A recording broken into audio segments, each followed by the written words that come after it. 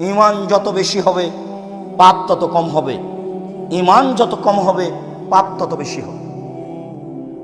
আল্লাহ তাআলা বললেন, ইন্নাস সালাতা তানহা আনিল ফাহশাই ওয়াল মুনকার ওয়া লাযিকরুল্লাহি আকবার। নিশ্চয় সালাত মানুষকে অশ্লীল কাজ থেকে দূরে রাখে। আল্লাহ তাআলা বলেন, নিশ্চয় সালাত মানুষকে পাপের কাজ থেকে, অপছন্দ কথা ও কর্ম থেকে দূরে রাখে। তো একটা মানুষ সালাতও আদায় করে, জিনাও করে, একটা মানুষ সালাতও আদায় করে, বিড়ি তামাক জর্দাও খায়, তাহলে এটা কি করে হলো? পাপও করে সালাতও আদায় করে, এটা কেমন হয়ে গেল না? অথচ আল্লাহ তাআলা বলছেন সালাত মানুষকে পাপ থেকে দূরে রাখে, অশ্লীল কাজ থেকে দূরে রাখে।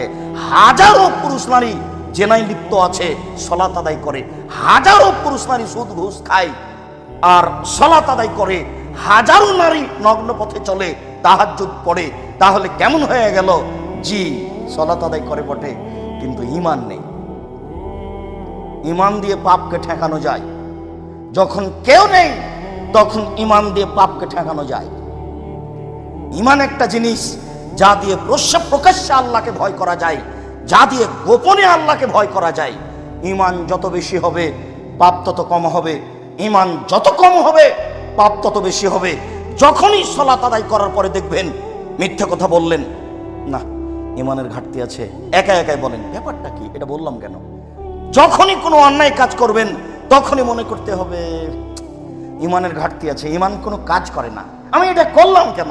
আমাকে তো এটা ঈমান দিয়ে ঠেকাতে হবে। এখানে থেকে আমার হাত ধরে টানবে না, না না না না এটা করছো কেন, এইরকম তো হবে না। দুই, কওলুল হক ফিরে যাওয়া শাখা। সুলি হলেও ফাঁসি হলেও পক্ষে ও বিপক্ষে সত্য কথা বলতে হবে, তাহলে ইহকালও বেঁচে যাবে, পরকালও বেঁচে যাবে। অলিকতিসাব ফিল ফাকরে অল গিনা, মধ্যম পন্থায় খরচ করতে হবে। ধনী হলেও গরিব হলেও তাহলেও বেঁচে যাবে, জান্নাত পাবে। যে তিনটি কাজে ধ্বংস হবে তার একটি হচ্ছে সৌম্যতা, কৃপণতাকে মেনে নেওয়া। কৃপণ যে সে ধ্বংস হবেই। কৃপণতা একটা ধ্বংসাত্মক জিনিস। টাকা চাইলো, দিলাম না। ভিক্ষুক বললো 1 টাকা ভিক্ষা দেন, আমি বললাম মাফ করো। শুধু মাফি যদি করি তো ভিক্ষা দিবে কে? মনে রাখবেন একটা কথা, রাসূল সাল্লাল্লাহু আলাইহি ওয়াসাল্লাম দিন রাত একটা বাক্য বলতেন, আল্লাহুম্মা ইন্নী আউযু বিকা মিনাল বুখল। হে আল্লাহ, আমি তোমার কাছে কৃপণতা থেকে বাঁচতে চাই। আল্লাহ, আমি তোমার কাছে কৃপণতা থেকে বাঁচতে চাই। আল্লাহ, আমি তোমার কাছে কৃপণতা থেকে বাঁচতে চাই।